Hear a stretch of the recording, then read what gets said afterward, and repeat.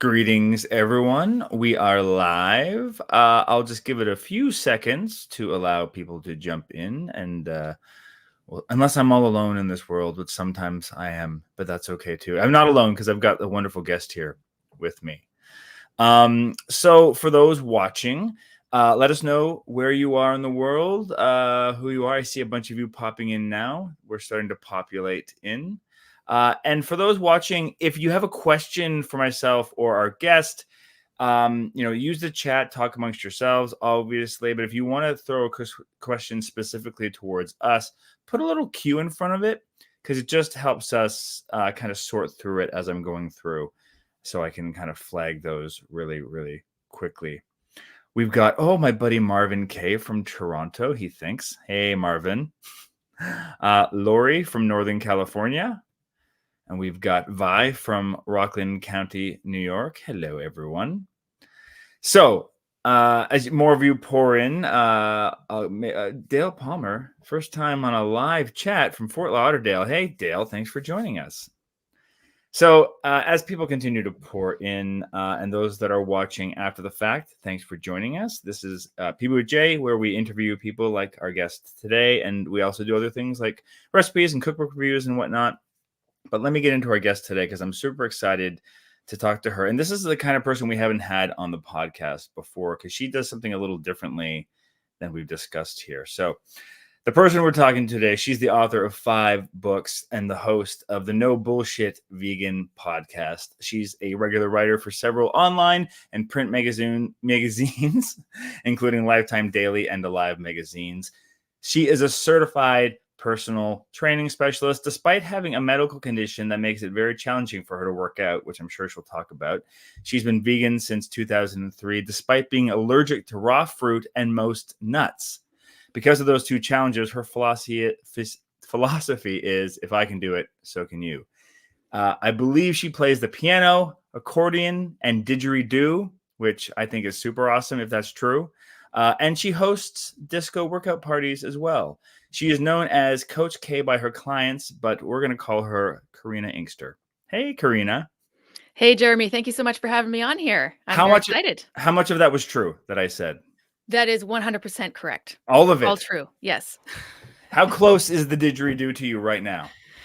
It's in a different room. I have 15 of them, FYI. It might be a problem, but they are upstairs. You collect, not only do you play them, you collect them. I guess it's to that point now, yeah. Yeah, that's amazing. You could call it that. That's amazing. So welcome and thank you. We haven't had someone on that is we've talked about like exercise and all that kind of stuff, but I don't think we've actually had someone on they do that for a living, and I think that'll be interesting for our guests because they come from all different walks of lives, which I'm sure your clients are. But I'd love to know before we start. I thought that was so fascinating that you have a condition that makes you can't work out. You can't eat for 8 hours before you work out. Is that how it works? Yeah. So it's kind of a mouthful. It's called exercise dependent. You know what? I don't even remember what it's called. It's like food dependent exercise induced anaphylaxis. Look, it's so long I can't even remember what it's called myself. Yeah. I was in a band called that in high school. There you go. See? And it probably has like an acronym for it that's like 15 letters long. Anyway, basically the idea is I do have food allergies. So you mentioned the raw fruit and the tree nuts. Those are just normal food allergies. Like I have an EpiPen on my person at all times because if I eat them, I go into anaphylaxis. And that's all fruit, like berries, apples, all most fruit? of them, yeah. But the good thing is if I cook my fruit or if I heat my fruit, it denatures the protein that I'm allergic to. So I still do a lot of different types of fruit, like grilled and baked and dehydrated and apple chips and like crumbles and smoothies. And amazing. I'd be kind of screwed as a vegan if I couldn't have fruit at all. Yeah, I'm a fan of fruit at any temperature. Right? But I know there's some people out there that like they don't like a warm fruit. And yeah. I mean, we can still hang out, but we're not going to share a dessert. That's all I'm going to say. But see, then there's a whole bunch of food sensitivities that I have that by themselves don't come out as allergic reactions. So I can eat all these foods and have no issue. But if I then add working out to the mix, then it becomes a full-blown anaphylactic reaction. And the problem is you don't know which food it is because it could be anything over the last 8 hours. Right. So I do strength train later in the day because strength training, your heart rate kind of goes up and then it goes down and then it goes up and it goes down. I've only had issues there like maybe twice in 20 years. But with cardio, that's where your heart rate just stays elevated. I don't do that later in the day. I have to do all my swim training, all my cardio in the morning, first thing. I do have oatmeal because I know it's a safe food, but I've kind of arranged my whole training schedule around this thing. And, my training buddies know how it works and we're just all morning people. Yeah. So I I've made it prefer work. to work out in the morning anyway, just because then it's done. Yeah.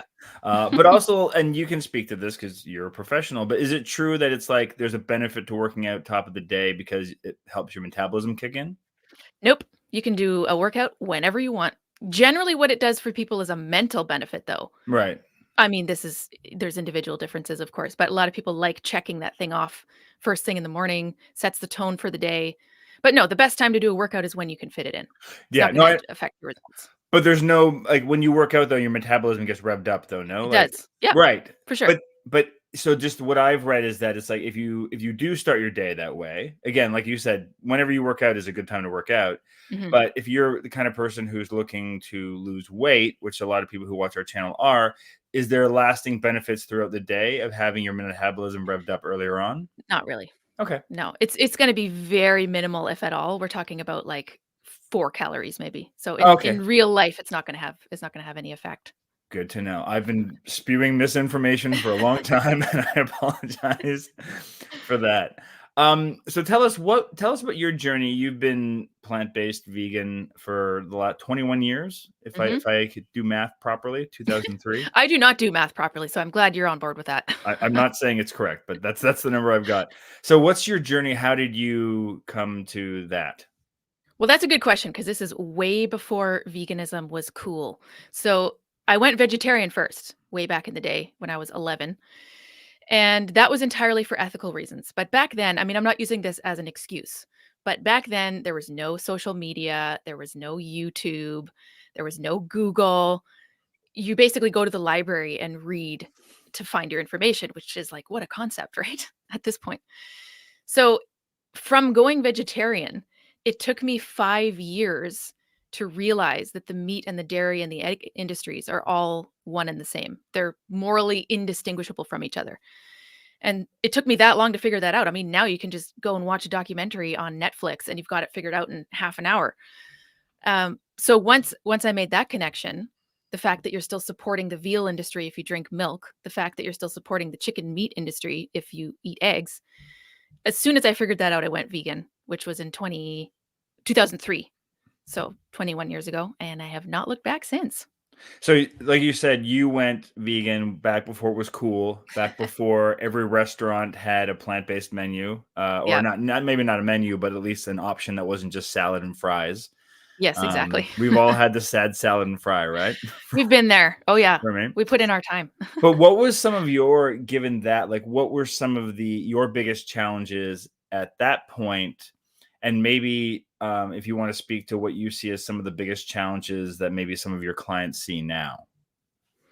It's mostly the social challenges. It's not Mm, that hard to eat vegan food. no, it's I delicious, mean, especially now. worst case scenario, have some fries. It's not the end of the world, right? I mean, now we have many more options. I grew up in Vancouver. I moved away from Vancouver in 2018.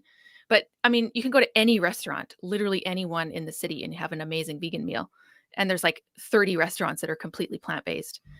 So I realize that that's not the case everywhere. And there are legitimate food deserts and there's food access issues. And I mean, that's a whole other discussion. But the hard part for me at first was the social aspect.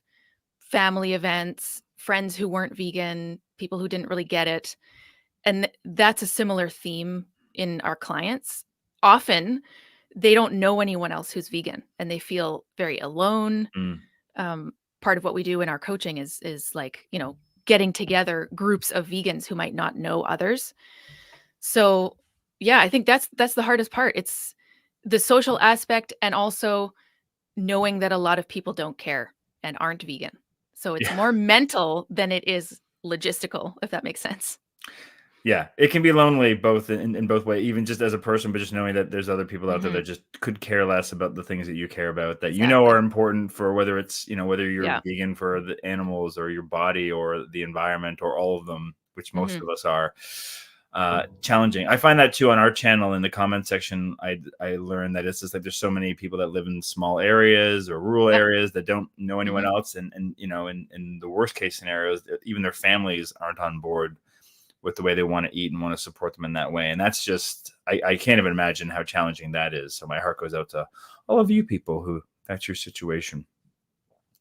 So what brought you to specialize in nutrition and coaching and whatnot? What was that? Was that journey already along the way before you came vegan, or was it all kind of part and parcel?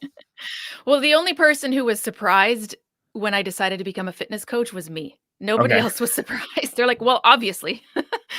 So, yes, the veganism and the fitness piece started around the same time in, like, the early 2000s, but it was kind of an interesting trajectory to get to the point where I was training people in gyms, which is what I did for 7 years before going online and having more of a team and doing more what I would call holistic coaching with nutrition included.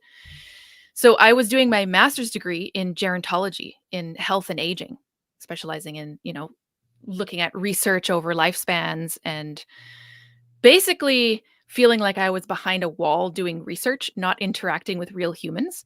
And of course, there is a time and a place for research. I think it's super important. I just couldn't really see myself doing that as a career, Right. if that makes sense, right? I was kind of thinking of going and doing a PhD and becoming an academic, but I realized, you know what? I need to work with humans. And so would not recommend this, but I defended my thesis and did my certification to become a fitness coach in the same month with like all the exams and everything. Would not recommend, but kind of did a 180 at that point and started working with people in person, a lot of whom were older adults because I just come from that educational background. Yeah.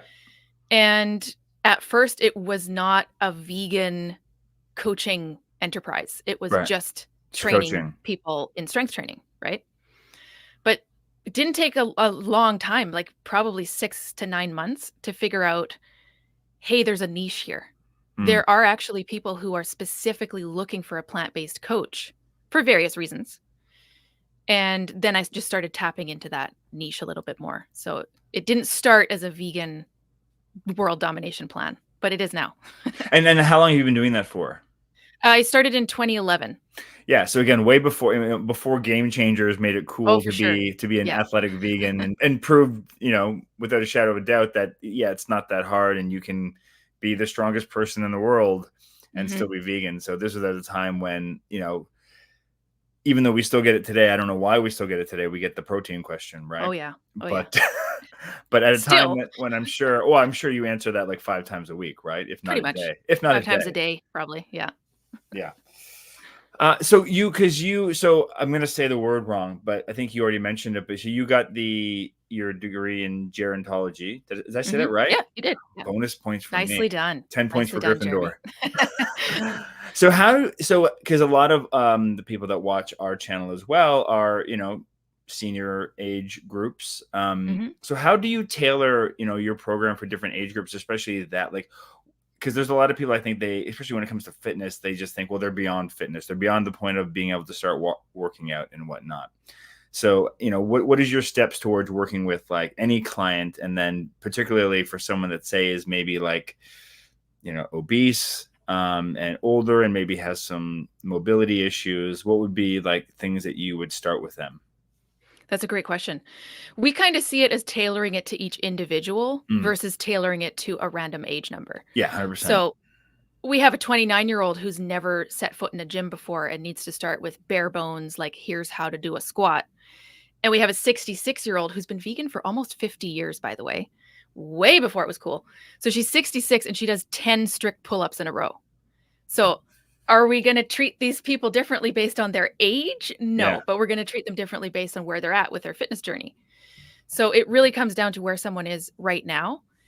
But the take home point in aging is it's literally never too late. My Mm. grandma's 98. She strength trains twice a week. What does My she mom do? is What does your What's grandma that? do? What does your grandma do for strength training? She does, like, group fitness classes at the age of almost 100, and she swims every day in the summer. I mean, she's basically a powerhouse. It's pretty inspiring. Bless her. So, right, it's never too late, but we have to look at all the different variables and where someone is. Do they have experience? Are they a complete newbie to fitness? And it doesn't matter if you're 29 or 99. The approach is still the same. Yeah. All the basic strength training moves that you're going to do, getting enough protein, which we can also talk about is kind of a cliche in the vegan world. Yeah. So, yeah. So with that, let's go with someone that is, overweight, uh, doesn't understand exercising or have a desire to, and maybe has some mobility issues. They can only walk for a certain amount of time before they're not feeling well, and just doesn't understand exercise at all. Like, I don't think it's the worst of the worst, but potentially probably one of your more challenging clients. Mhm. Well, we start from scratch. Like, you're going to do a 5-minute walk today. You're going to do a 6-minute walk tomorrow, Hmm. etc. And just building on top. Building, yep. And also on the strength training piece, I like the term or the phrase strength is corrective. So a lot of people have injuries or they have, like problem joints that they're working around. Strength is corrective, assuming you're doing it in a way that's not pissing anything off, like your back or your hips or whatnot, right? So the strength training piece, we start from day one. And it can be resistance bands in someone's house, which I actually really like as an option for folks who are strength training because it's really easy to adjust the strength level. It's not a 10-pound dumbbell or a 15-pound dumbbell. You can change the weight very subtly with a resistance In two band. seconds by just moving where 2 your hand seconds. is. Yeah, I got Exactly. some right there. There you go. See? You're already ahead of the game. Yeah. So resistance bands are huge in folks who are just starting out. Home workouts are often a good call because then you don't have the additional mental and psychological load of going to a gym and potentially not feeling comfortable. That can come down the road, and feeling confident in a gym situation is something that we work with clients on. But Yeah. yeah, resistance bands, having a plan. It's like, okay, here's exercise number 1, here's exercise number 2. It'll take you 10 minutes. Here's the videos. Go for it. Nice. And do you have any, like, I don't want to generalize it down too, like you said, you meet every client where they are, but do Mhm. you have specific, like, almost like philosophies that you use to approach any client no matter what, and then you tailor those things for them? Like you mentioned that one, like, strength is, how did you say it again? Oh, strength is corrective. Strength is corrective. Mhm. Like, that's one example, and you would apply that to, Bob, Jill, or Exactly. Yeah. Yeah, I mean, it's definitely the same principles and the same priorities with nutrition as the foundation actually, and then strength training on top of that. So those things are going to look different for each individual, but the pyramid still looks the same for each human, right? So we've got nutrition, we've got strength training, we've got recovery and stress management, and then we have cardio and conditioning in that order, right? So cardio and conditioning is at the top, nutrition's at the bottom, and we just look at each of those tiers for each person. So if you're just starting out and you're looking at general overall health, start with nutrition. Look at your diet. Start incorporating strength training, which is the next tier. And there's lots of different ways of doing that. Working out at home with bands is one of the many options. Then you're looking at recovery. Then you're looking at conditioning. So it's in that order. You don't have to feel like you're doing everything all at once. Yeah. What do you find if you have a client that's coming in, and is interested in, transitioning over to a vegan lifestyle, hasn't made the jump just yet, and they're also maybe, new at fitness and whatnot. Do you find there's generally one that's more challenging than the other for new people that are going into both or either of those? Nutrition is always more challenging. I bet. Yeah, it's just the way it is. Yeah, I mean, food is something we need to survive. Working out is a choice. You either work out or you don't. You're not gonna die if you don't work out. Probably won't live as long, Yeah. but you gotta eat. You have to make you're forced to make food decisions all the time because Right. you need it to survive. And so that's one of the reasons why it's more difficult. Because working out is like an extra thing that you're adding, whereas nutrition is something you have to do. And what so how do you start someone off on the nutrition side of things? Well, it kind of depends how far down the rabbit hole someone wants to go in nutrition. Some folks just want to keep it really basic and they're doing photos of their meals. So, like, here's my lunch, here's my dinner. How does it look? They have a basic plan that they're following, like a menu roadmap is what we call it. We don't do diet plans, A, because they don't work. You're not making your own food decisions at that point. Right. And B, because it's outside the scope of practice of people who aren't registered dietitians. So you see a lot of fitness coaches giving their clients diet plans like, okay, Joe, here's what you're going to eat for the next 90 days. Not within the scope of practice for a fitness professional, which is a whole other conversation. Anyway, so some folks are just doing photos.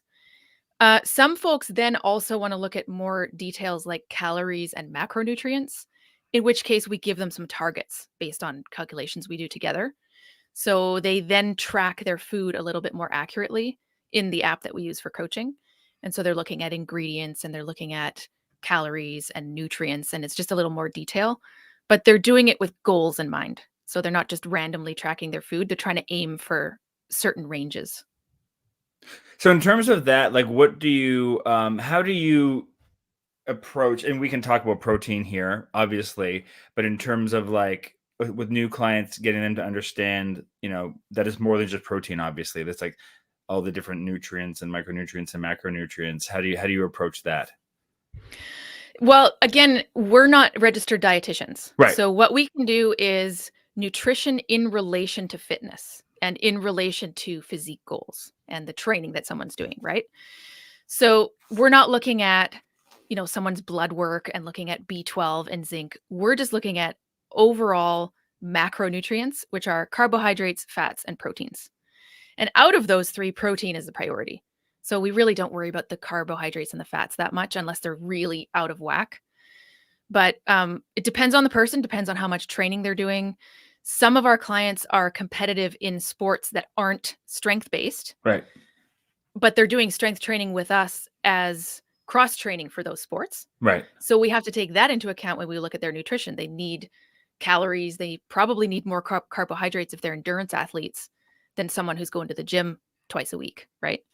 So kind of depends on the individual, but we're looking at overall trends. Food tracking is never an exact science. Even the calorie info that you see on nutrition panels on food, legally, they're allowed to be off by 20% in either direction. Which can be a lot. That's a lot.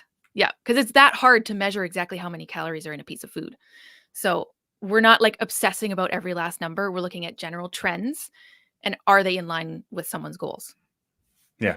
And in that sphere, what are some of the common misconceptions you find about particularly vegan nutrition for sure, but definitely like fitness as well? What are some of the things that people walk in and, like I said, it's like metabolism will be burning all day. Like, what are some of the things that you see all the time or hear all the time that you might be able to shut down here and just help people not worry about?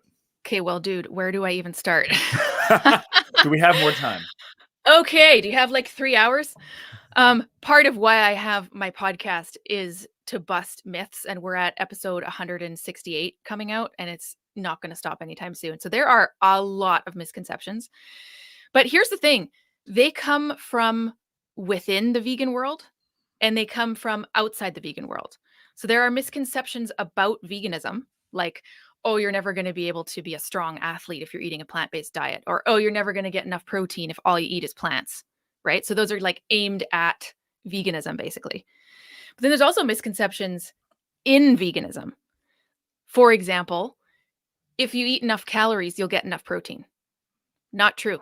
You hear that a lot in veganism. Like, oh, all you need is 0.8 grams of protein per kilo of body weight per day. Yeah, if you're sedentary, sure. But it doesn't apply to people who are active, and it's a minimum amount to prevent health issues. It's not an RDA like we have for B12, right? So there's a lot of misconceptions everywhere. There's misconceptions about what fitness should look like and what a vegan athlete should look like. And yeah, there's just like detoxes and cleanses and pseudoscience abounds. Yeah. In terms of what you said about the misconception of like if you eat enough calories, you'll get enough protein. The way I've kind of like discussed it with people that are, don't want to have to track everything, because I understand Mhm. that's one more thing you have to do. And if you're already not wanting to Sure. do most of it, it's a barrier potentially. So the way I've always said is like, well, make sure you're getting a balance in terms of like your categories of food. And if you get a balance of healthy whole foods, Mhm. then you're very likely getting all of the proteins you need and the fats you need. Would you say that's potentially accurate? Well, it depends. See, the answer Right. is always it depends in fitness or nutrition, right? If you're someone who is not active, for sure, you don't have Right. to worry about protein, for sure. But then there's other variables, right? When we get older, we don't absorb protein as much. So we actually need to bump up the intake a little bit. If you're currently someone who's working on leaning out or fat loss, if you're in a calorie deficit, you need protein to make sure that you're not also losing muscle along with the fat. So you got to bump up the protein in that case. So it kind of depends. If you're someone who's strength training, you need way more protein than the average person who sits around and doesn't do anything. So it entirely depends on your training, your physique goals, your health goals, your age, lots of things. So let's hit that one. So let's say I'm a vegan. I want to build my what part of my journey too is that I was twice the weight I am now, lost half my body That's weight, amazing. and of course with that a lot of muscle as well, right? So now I'm working on building back that muscle without building back the fat. So Mhm, what do you recommend for someone like myself who is fairly active, mhm. and has a pretty decent dad bod? Love that term. Well, again, the bottom of this pyramid in terms of priority is nutrition.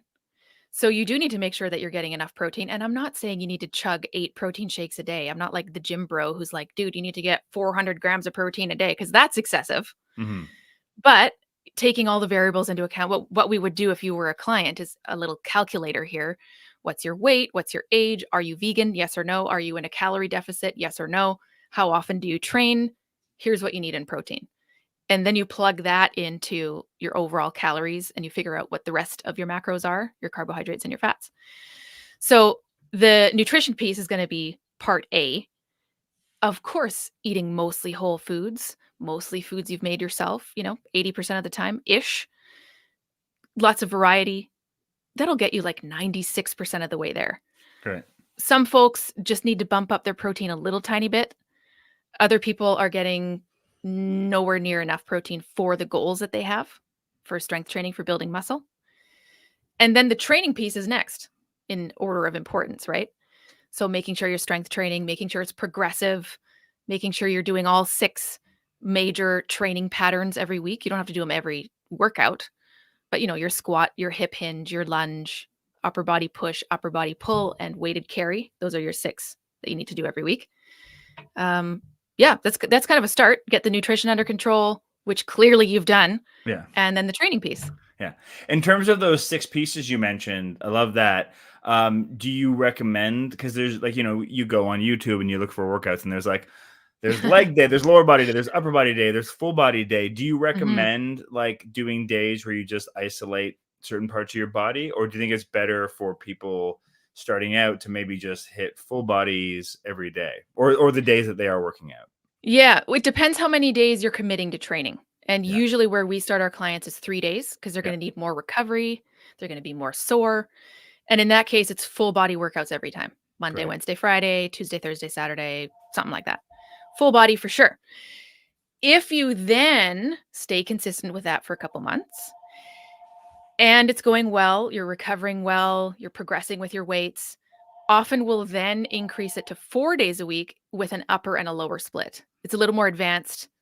Leg day is always really hard for folks. If you're doing it properly, leg day kind of sucks. No one likes leg day or the day that follows leg Or day. the day that follows leg day, exactly. It's That always means you're the doing it next right night. though. Yeah, it's always the next night. I'm sitting on the couch going, "Oh," I get off the couch and it's like, Oh my "Oh, god. Yeah, shit." Yeah. right? Yeah, exactly. Yeah, so it kind of depends where someone's at. If someone's coming to us, like we've got a number of clients who are already coaches, they just want other people to program their workouts for them. Of course, I'm gonna start them out with something that's more, like a upper lower split, maybe some more conditioning, because 'cause they're already working out 4 or 5 days a week. Yeah. But someone who's just starting, full body, 3 days a week, for sure. Great. All right, I'm gonna get to some of the questions we've got here. So Carrie is asking, what do you suggest for a 60-year-old in chronic pain that wants to stay fit? That's a good question. Well, Carrie, I'm a huge fan of swimming. So when I'm not lifting weights, I am in the pool, or in the summer, I'm open water swimming in lakes and oceans. So if swimming is an option for you, it's fantastic. And I'm going to go back to the resistance band piece as well, because they're really easy to adjust in terms of difficulty. And there's a lot of moves that you actually can't do with weights that you can do with resistance bands. So they're a little more versatile. And I guess it depends what kind of chronic pain we're talking about. Some folks have like chronic back pain. Some folks have things that's more full body, like fibromyalgia or arthritis in various joints. So kind of depends on the situation. But something that you can do that is cardio conditioning, that doesn't inflame anything, would be a good start. And then the strength training piece, even like doing core work on the floor, leg lowers, bicycle crunches, anything along those lines, to keep your core stable, is probably a good place to start. Great. Anti-venomous saying that they're skipping the gym today because their diaphragm hurts. They went too heavy. That's a good question, because I've heard that too. That I always thought that it's like if I'm sore the next day, it's a sign that I worked out really hard and now I need to recover. And other people have told me it's also a sign that I didn't have enough protein after my workout. It's neither of those things. I don't know anything. Being sore is not a good indicator of workout effectiveness. Okay. So there's some Olympic athletes who never get sore. It's generally an indicator that we've done something new to us. Okay. So, which could be a sign of a good workout, right? I could have done a new form of a squat yesterday for the first time, and now I'm like, oh my God, my quads, right? Right. So the soreness piece, I know we're taught to look at it as, oh my God, yesterday must have been a good workout because I can't freaking walk today. But if you look at the research, it doesn't correlate with workout effectiveness. What does correlate with workout effectiveness is how you feel. So like perceived rate of exertion, usually on a 1 to 10 scale, which correlates very well to heart rate actually. And strength progress. Are you increasing your weight? Are you doing more reps? Are you doing the same workout in less time? Are you using better form? So tracking that is very important. The diaphragm thing could be, and I'm not an expert here, but it could be for really heavy lifting. A lot of folks do what's called a Valsalva maneuver, which is kind of like you're about to cough, like, and you're bracing your abs if you're doing like a really heavy squat or really heavy deadlift.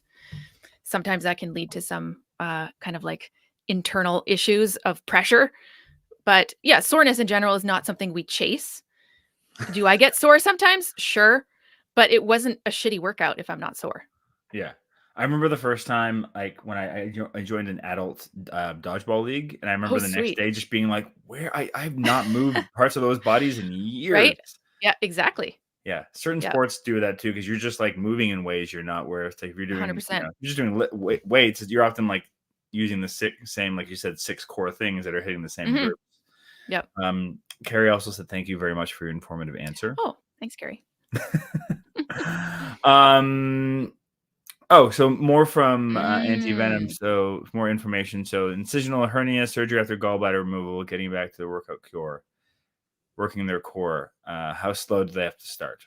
Right. Okay. So this reminds me of my client of 9 years / also team member for my podcast, Izzy, who had major abdominal surgery with 9 incisions a few years back. And she had to start pretty slow, even as someone who was strength training well before the surgery. Like she had a huge background of strength training for years before she had the surgery. Luckily, having that background meant that her healing process actually looked pretty good and was relatively, straightforward. But I am not a physical therapist or a Mhm. physiotherapist if you're in Canada. So I would for sure make sure that you have the okay from the medical team and from a PT. If you're in the States, PT is physical therapist. In Canada, PT is personal trainer. It's a little confusing. PT meaning physical therapist specifically. But we are looking at starting with moves like a pelvic tilt, where you're standing against a wall, for example, and then you try to delete the space between your low back and the wall. You kind of like tilting your pelvis a little bit. Trying to do it right now. Yeah, right. With You kind of air. feel that a little bit in your with the air, yeah. You feel that a little bit in your abs, maybe a little bit in your glutes. Starting to do that while we're standing. Then we move it to the floor. We do that while we're lying down. It's a little more intense. Then we can add leg movements to it. So you're on the floor doing the pelvic tilt, and then one leg at a time drops toward the floor. So I'd start slower just to be safe, but there's a lot of progression. There's a lot of, getting back into doing planks and mountain climbers, and we're not huge on crunches because they're not that effective. So we do a lot of planks and more functional things with bands where you're standing doing like rotations with resistance bands. Those are all great. Awesome. My buddy Marvin is asking, they're jogging 5K or so 3 to 5 times a week because he's amazing. He That's also awesome. has an incredible weight loss story too, Marvin. I did an interview with him a long time ago, but you can find it in our interview live sections here for those that want to see that. He also does a 15-minute yoga runner cool down after each run. Is yoga enough to build a muscle, or does he need more pain and sweat? Well, again, it depends what the goal is, right? I mean, running and yoga, A, are fantastic, and B, are really great complements to each other, actually. However, if you're looking at maximum muscle building, you're going to need extra resistance. Yes, of course, body weight workouts can be very effective, and yoga is a form of that. But in yoga, how are you going to add weight for your back? Unless you're doing pull ups, right? Oh, it's doing this. It's giving me a thumbs up for some reason. I like that answer. I like that, apparently. So, yes, I would recommend adding strength training with resistance implements as well as body weight. Maybe start with 2 times a week, 20 minutes, resistance bands, dumbbells, kettlebells, and think about the muscle groups that are harder to train with weights, back and legs being 2 of those areas. Great. I do, because for the yoga I do is what's called power yoga, which Mhm, does include a little bit more body weight. It's a bit more intensive. So I do find I get more of a muscle workout with that, but it's for still sure. not enough. And then I still do my weight days and whatnot. Awesome. Yeah, yeah. And Vi says they have a 37-year-old daughter-in-law, is pescatarian, is asking for the average home exerciser 5 days a week. What is your recommendation for increasing protein? That's a great question. Let me just pull up my handy dandy protein calculator here, which we have on our website, by Ooh. the way. Give it- KarinaInkster.com/protein calculator. Thank you. Okay, so let me put it in here. 5 days a week. Okay. I'm going to assume I'll put yes for are you vegan or vegetarian? Basically vegetarian, right? You said pescatarian, so I think you can go with vegetarian. Yeah, I think so. Currently in a calorie deficit for fat loss, I'll say no. And body weight, I'm just gonna guess, I don't know, 150. Let's put in. So it's around 119 grams of protein per day. But this is going to depend heavily on body weight. So like someone who is 180 will need 145. Someone who's 120 is going to need 95. So it depends a lot on body size, but it goes up a lot. So let's go back to the 150 body weight just as like a random example. 119, 120 grams of protein per day if you're working out. If you didn't work out, you'd need 59 grams of protein per day. You see how different it is? Is that what was the number? Is that like double or not? It wasn't Almost. double. Yeah. Wow. 59, well, it's 59.9. And then if I increase the little slider to daily workouts, now it's 120. So it is actually twice. Yeah. And Yeah. would you recommend that no matter what kind of workout you have, or just if you're specifically focusing on muscle workouts? It is a little more toward muscle building or Yeah. conditioning workouts. But in general, if you're working out 5 days a week, you're going to need more protein. So we just use it across the board. Yeah, because I don't love taking too much protein powder. I do take a little bit after my muscle workouts. I use Lean Fit for those that are interested. There's a discount code down Mhm. below. It's a nice one because they have a plant-based option. That's it. Well, Uh, let me also just add, like, if this question is also more about the logistics, like, okay, 120 grams, fine. What does that mean for my lunch? Like, the hell great. does that mean for my dinner, right? What I find is missing in a lot of people's diets when they come to us, already as vegans, is the really concentrated source of protein. So they're like, oh, well, I eat a lot of beans and I eat a lot of legumes, which is fantastic, as you should, but they're higher in carbohydrates than they are in protein. So it's not really going to spike your protein intake that much. But things like seitan, tempeh, tofu, nutritional yeast, there's a bunch of different types of tofu.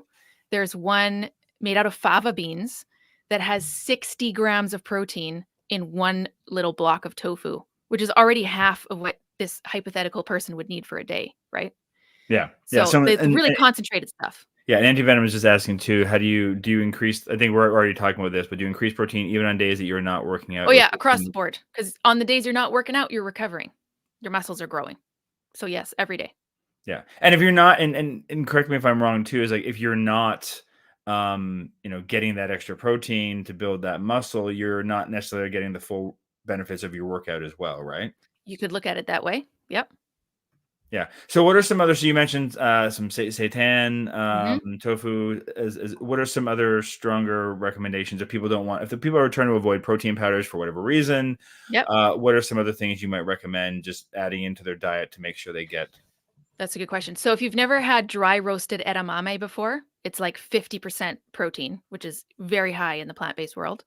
So it's just edamame beans. It's kind of like crunchy chickpeas, but it's edamame instead of chickpeas, right? Very high in protein. There's little hacks like, look, if you're having a whole food-based smoothie, why not just add half a scoop of brown rice protein powder to get an extra 15 grams of protein? You're already eating the whole foods. Why not Yeah. just spike it a little bit, right? So I have nothing against protein powders. We just don't want to rely on them as our main source of protein. Yeah. We don't So have if to 8 of them a day. no. And also on the other hand, there's no rule that says we have to use protein powders. Yeah. Like this is all very achievable on regular foods. And I Yeah. make my own seitan actually. So a lot of people have this idea that it's like super processed and I have to buy it at the store. Nope, you can make it. It's pretty Yeah. simple. I have And a it's recipe on, insanely high in protein. yeah, and I have a recipe on the website as well. As long There as you you don't go. have a gluten allergy, Yes, exactly. that's the only Well, challenge. then you have other options. Then you have other options. Yeah, there's no shortage, and like we've said on here on the channel a million times, every plant food has some form of protein. Correct. So as long as you're Yes. eating lots of variety of things, like Yep. Karina said, you're already getting a lot of the way there. It just depends on your specific needs whether or not you need more. And then what buffet of options of sources do you want to get it from? Because there's lots. So true. My coach colleague Zoe, who works with me on the team, she's always saying, like if you're a fitness nut as an omnivore, you have like four protein options. If you're a fitness nut or a strength trainee as a plant-based person, you have like 26 protein options. I love that. I love that. And technically the omnivores have those options too. They just don't want them. They just don't, they're not on the radar. It's not their Yeah, chicken. It's not their low fat exactly. chicken. Their dry ass piece of chicken. Exactly. Yeah. Exactly. Do you have any client success stories you could share? You don't have to be specific with names or anything, but just for ones that like stand out to you as people that, you walked away going, wow, that person made such a reversal. Hmm. Well, I do want to mention that we don't use before and after photos anywhere in our marketing, anywhere in our business. Love that. So, for various reasons, it normalizes the fact that we should be doing fitness only for aesthetic reasons. It normalizes a certain speed of seeing results. Uh, it's comparing apples and oranges in a lot of cases. Anyway, we don't do before and after photos. So, the success stories that we have usually are stories. They're like our mid 60s client who realized one day that she's keeping up with her 4-year-old granddaughter for the first time ever and walking upstairs without getting winded. I mean, that's huge. And this is after only 2 or 3 months of strength training for the Mhm. first time in her life, by the way. So she'd never done any sort of, like consistent strength training. I think probably back in the 80s, like, aerobics classes and things that were in back then. But that was huge. She actually sent us a message and said, "You know what? I just realized I can keep up with my granddaughter." And that's like a huge quality of life issue.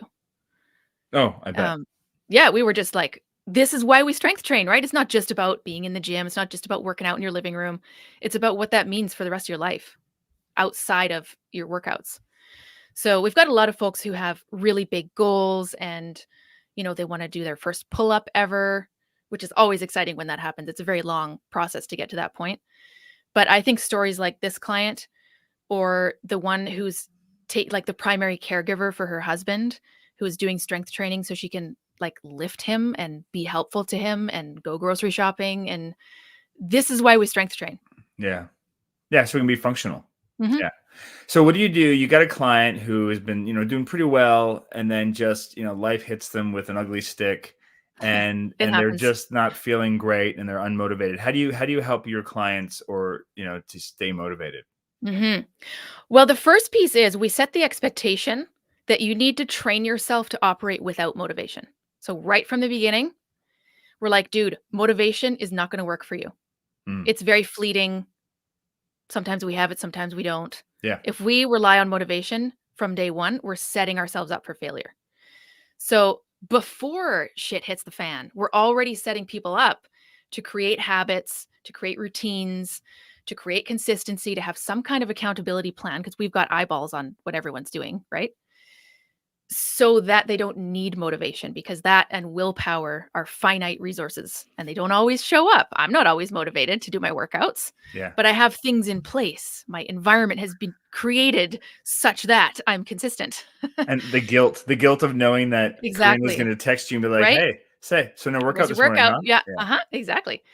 So, of course, we realize that things happen, right? I mean, we've got a client who has a death in the family. We've got a client who is dealing with, a relative who has cancer, like all sorts of stuff.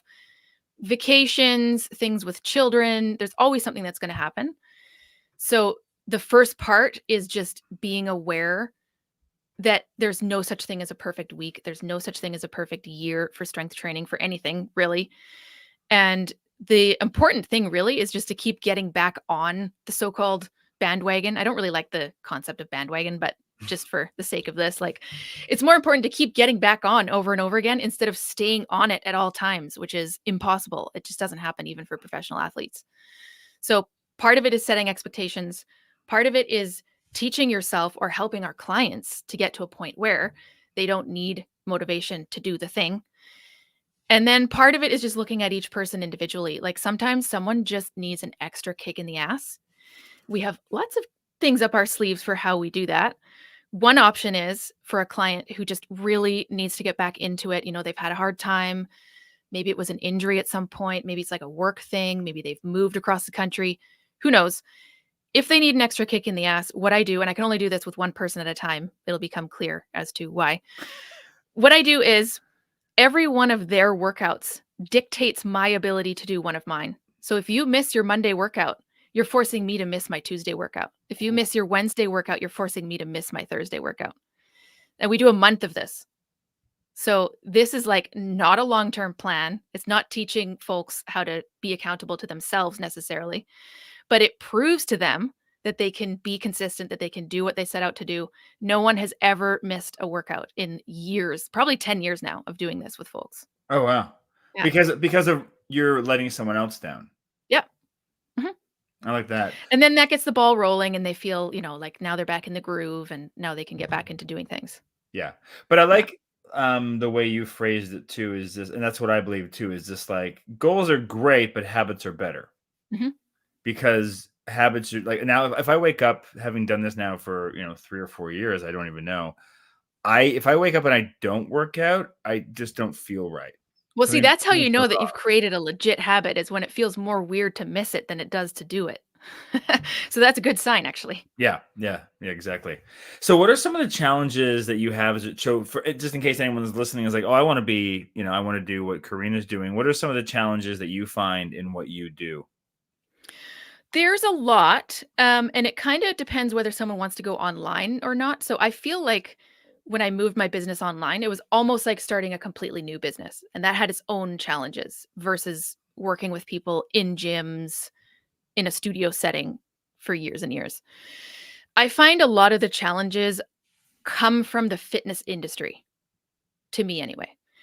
Like fitness has one look.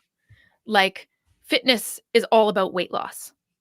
All of these harmful diet culture myths that are very ingrained. You see it all over social media.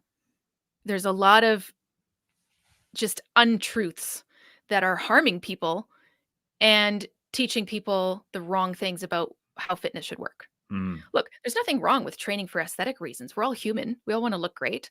Perfectly fine. But we like to call ourselves weight neutral coaches because we're operating outside the confines of a smaller body size is the only reason we should be training, right?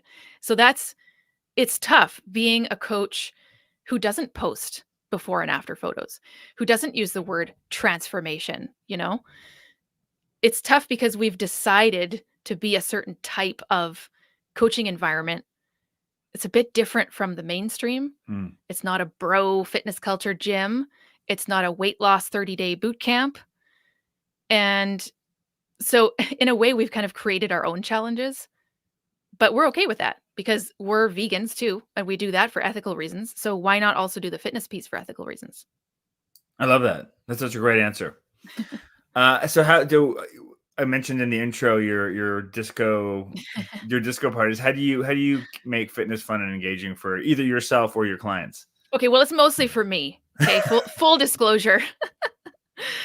I have a gym that's a garage gym, so it's a separate building from my house. I call it the disco gym. It's got a really fun mural. I painted my kettlebells so they're rainbow colors. It's got like bling everywhere. Thanks to my friend Vanessa, by the way, who got like everything blinged out. And it's got 2 massive laser disco light things. It's basically just fun. There's LED lights on the back. There's a giant Knights Who Say Knee flag from Monty Python on my back wall. It's like we're not taking ourselves seriously in this space. We're doing serious training. It's kind of like Mark Fisher Fitness. I don't know if you've come across his business. I think his tagline is something like serious fitness, ridiculous humans. And I'm like, Nice. yes, this is exactly what we're going for, right? So it's mostly for my own benefit, but our clients get little pieces of it because we do a lot of form videos. This is one thing that's very different in the online world is we're not standing next to someone adjusting their form while they're working out. We're looking at video clips that they send us of their Mm, form. And then we're sending videos back with, hey, here's something you can adjust with your squat, or hey, make sure your head is in this position, or what have you. And in those cases, of course, I'm in the disco gym with all the crazy lights and everything like that. So, there's little pieces of it factored in, but it's mostly for my own amusement. nice. Nice. I just want to Amelia asked about protein. So she joined late. So Amelia, if you go back after this, we did a whole spiel on protein, and I'll put chapter descriptions in a little bit that you can use to find that, just so we don't double down on the people that have been here since the beginning. Not to shame you for coming in late. All Love that good. you're here. Good question, though.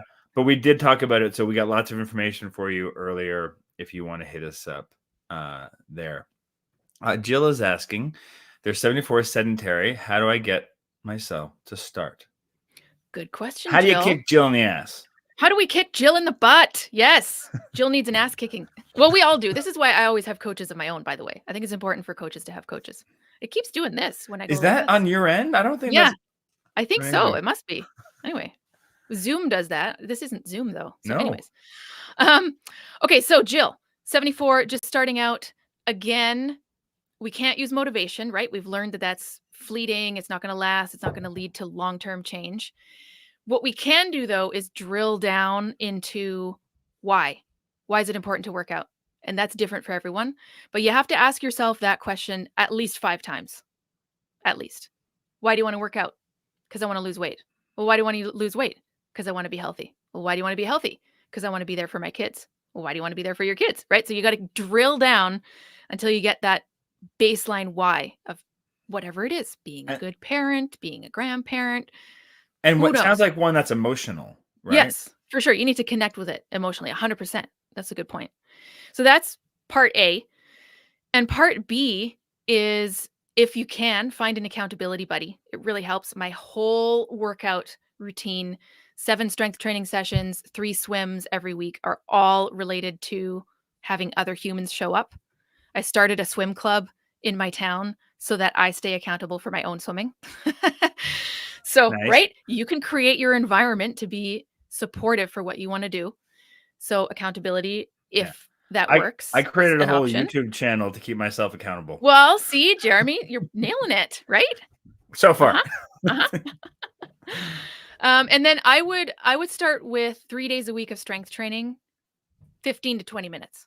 Keep it manageable. You want to start with wins that you feel like you can nail, right? So don't set yourself up for failure by saying, well, I'm going to work out 3.5 hours 9 times a week, right? 3 days a week, Monday, Wednesday, Friday, Tuesday, Thursday, Saturday, 15 to 20 minutes. Check it off. One of the only things I still do in analog and not in like a Google Calendar is write down what workouts I do on which day. So I've got a month at a glance and I can see what I did when. And there's something about writing it down that makes me feel like I've accomplished something. I do the same thing for music practice, actually. Like, what did I practice? Which instrument?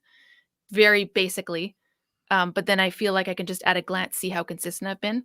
And that's a win in itself. Yeah. So I think having some kind of like streak management system is part Yeah. of the deal. I do that. I have a bullet journal. So my weekly Mhm. spread, I write There you down if go. I'm doing like legs, arms, cardio versus all that yada Smart. yada. So on Mhm. that note, you kind of started talking about this already, but say someone's gonna start to work with you. Like what should they expect if they start to work with someone like yourself or someone in your organization? Well, just ridiculous humans for the most part. Ridiculous humans. But more seriously, the thing I really like about online coaching is it's way more tailored to each person. So you're not going to a gym for 60 minutes with a coach and then that's it, right? So we have folks, for example, like Jill, who have never worked out before, who are starting from square one, who are doing daily 5-minute strength training workouts, Monday to Friday, literally 5 minutes. So we're tailoring things based on where you're at when you come in the door. But folks are going to need to expect communication both ways. So Mm. we're not just giving you a workout program and then saying, okay, see you later, see you in a month. We need communication on an ongoing basis. And that works in both directions. So from me and the coaching team and from the client, we are in touch as much or as little as people want. So we're waiting for feedback. We're looking at workout logs. We're looking at nutrition logs. It's a very collaborative process. And so part of setting out expectations is we're really big on communication. I think that's what sets our programs apart a little bit is that we have relationships with our clients. It's not just some random online video that you're following. We know these folks and they know us. And that human relationship often also really helps in consistency and sticking with your goals and just like building habits over time. Love it. So on that note, where can I a lot of the information is down below, but I'll let you say it here as well. In the description, I put all of your links, but let people know where they can find you and your kind of services. Awesome. Well, thanks for the links, by the way. My pleasure. The hub of all things we do is karinainkster.com. So you can find everything there. Our podcast is there. You can also go to nobsvegan.com just for the podcast, but it just redirects to a portion of my website. That's karinainkster.com. So it's all there. I am on social media, kind of like I am active on there, but it's not a big part of our business. Hmm. Mostly how people find us is Google. Like if you put in vegan personal trainer, that's how people find us. We're usually on the first page of Google. The podcast is also how folks find us. So the socials, I'm on Instagram, I'm on Facebook, mostly just to hang out, have fun, connect with folks. We don't do a ton of like businessy things on there. Nice. Mhm. I always ask this question. I know you do. One of your books is a cookbook, correct? Yeah, actually, Uh-oh, here it's we fun. go. Right here. So Vegan athlete. you don't have a didgeridoo handy, but you got that one just lying there. No, I know. I know, right? Next time I'll have a didge. So one thing I'd like to ask is if you could only recommend 3 kitchen tools for someone starting off eating either healthier or plant-based and vegan, what would you recommend? You can only pick 3. Only 3? Oh, okay, air fryer is number 1, Wow. I don't for know if sure. everyone's ever picked air fryer as number 1 before. If you are a plant-based human and you strength train and need a little more protein than the average sedentary person, air fryer is the way to go. Crispy Mm. tofu, crispy tempeh, all of your proteins in the air fryer in like a third of the time is what it would take with other cooking or baking methods. For sure. I use mine every day and it's Yep. been years. It's just also just great for like if you want to do a quick side dish, like just Yep, a little like flavored balsamic dressing on any vegetable, throw it in there for 20 minutes or less. 100%. Delicious. Yep. I feel like Zoe, my colleague, and I, we should be like reps for the Kasori brand of air fryers. We're totally not, but we've probably sold like, I don't know, 30 to 40 air fryers over the last not even that long, You probably should be year and a reaching out. half. You should be reaching out. I should be. I know, to all our clients. And they're like, "Oh my god, it's such a game changer." I know it sounds like one of those cults, like the Instant Pot was back in the day. but it's legit. Okay. So, your number 1 is your air Okay, fryer. What's number air 2? fryer. Number 2, well, you gotta have a good knife. You gotta have a good, like, chef's knife for your veggies and for your tofus and your seitan and everything. And then, probably like a zester, like a microplane. You know those for Oh, yeah. your citrus zest things? I use that all the time. Nice. Yeah, That's really those simple. would be my 3. You didn't go with a blender or a food processor or No, anything? I mean, those would be on the list at, like, maybe number 5. Right, right, right, right. They're on the list, but, yeah, you don't need a Vitamix. You don't need, like, super fancy. I mean, you can get them if you want, but it's optional. Depending what you're doing, I always recommend, like, if you have a choice between, like, a high-end blender or a high-end food processor, I say go with, like, the food Food processor. processor for sure. 'Cause as Yeah. a vegan, it just gives you more option for things, and you can get Mhm. away with a cheapy blender or just, like, Or one of those a immersion magic blenders. I bullet. have one of Yeah, those. Yeah, you can get away with that kinda thing for smoothies totally. and a lot of that kinda stuff. Yeah. Yeah. So tell us what's next. What else you're working on? What else is coming up? What are the things people should get excited about or Well, that's a any. good question. One thing I'm excited about is going to the Planted Expo as a vendor slash business exhibitor in June in Vancouver. So June 1st and 2nd, I will be there. If any of your listeners are in that area at the beginning of June, Vancouver is the largest city to where I live, so I'll be bringing some books there and just kind of hanging out. So that's exciting. A lot of things that I'm excited about are music related. So the business is kind of I have an awesome team. They keep things running, and then I get to do awesome stuff like run my city's accordion fest, right? So I'm excited about that too. Amazing. Well, tell us about the Accordion Fest. We might have some die-hard accordion fans listening. Well, you never know. You never know. One day, Weird Al will be the headliner at the Powell River. Actually, it's called the Cathet Accordion Fest now. We named it for the region, the regional district. Yeah, yeah. Powell River is the name of our town, but the festival is called the Cathet Accordion Fest. So we're in our 3rd year, and it's so awesome. We have 2 days of events. We have musicians coming from all over. The first night is a main concert. So we have, the guest musicians and me and my partner in accordion crime who runs this thing with me, performing tangos and jazz and Roma jazz, a whole bunch of different types of music. We had klezmer last time. And then the next day is just like full on workshops. We have a master class for advanced folks, like adjudicated.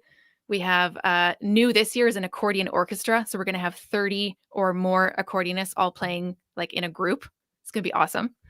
And then we've got a closing accordion cabaret party at one of our restaurants here. It's kind of like pub night, but with accordions. It's pretty great. That's amazing. How long have you been playing accordion? I started in 2013, so it's my 11th year. You've been a vegan longer than you've been I an have. accordionist. But I was playing piano before, which it does help. I started that when I was 5. So it helps with one of the 2 hands. That's true. That's true. That's Yeah. true. Yeah, but Well, it's fun. thank you so much for your time, and thanks everyone for either who is listening, watching live, or joining after, and for all your great questions. And thank you for answering them. I'll say that on behalf. I know a lot of people have been saying that in the comments anyway, but I'll just throw it your way too. We're getting one more from Dale. One more. Let's go. Let's go for it. Do you worry about getting enough calcium? Mm, good question. Worry? No, I don't think worry is the right word, but think about, yes. Hmm. So the only way to know if you're getting enough calcium is to track your food. So you can't do a blood test. You can do a blood test for other things like B12 and zinc and vitamin D and what have you. So you can do a bone scan, like a bone density scan to see where you're at, or you can track your food in an app like MyFitnessPal, for example. There's a bunch of options these days just to see where you're already at. And I would do that first before worrying about calcium. Probably getting Yeah. enough already. I mean, soy milk has more calcium in it than cow's milk does. That's just it. We're so like So those got milk commercials really did a number on our entire generation 100%. Yes, because they got all the absolutely. big celebrities. But it's like there's so much calcium in plant food. Mhm. It's ridiculous. It's pretty ridiculous. Even people go on about, well, how am I gonna get my omega threes if I don't have fish? It's like, well, the fish get it from algae. So Where did they get it from? Yeah. maybe just eat an Yeah. algae supplement as opposed to even a fish oil tablet. It's like go. You're Get it from the source. yeah, get it. Cut out the middleman. Carrie's gonna see you at the expo in June. Oh, yay. Awesome. Well, Lovely. make sure you say that you were on this live stream. Yeah. Yeah. Amazing. Yeah. So Awesome. don't worry about your calcium. That's the other thing too, is just like anytime you're worried about your nutrients and stuff, Google is your friend. Just go like, how do I For sure. this Yeah. plant-based, vegan? There's Yeah. lists. Lots of people love to put out those lists, and most of them are things you're probably already eating. Exactly. Yeah. Thank you so much for your time, new nerdy friend. And Well, show your thank you so cup. much for having I me on, wanted Jeremy. Great to chat. did everyone see your cup? I wanted to. Do you still have your Oh, cup with you? yes, I do. Keep it Love weird with it. a platypus on it. I mean, come on. This is from my friend Vanessa. She knows me well, as you can see. Love it. Well, everyone out there, keep it weird. Thanks Keep it again, weird, indeed. Karina. I'll be here again next week around the same time. I think it's at 2:00 next week with another live stream. Providing all goes well. But otherwise, thank you for watching, everyone. Follow Karina on all of her things down in the description below. And like she said, she does this online. So anyone looking for a coach, hit her up. Someone on her or her team will help you out. For All sure. Thanks so right, much, Jeremy. It was great speaking with you. my pleasure. All right, thanks for watching, everyone. See ya.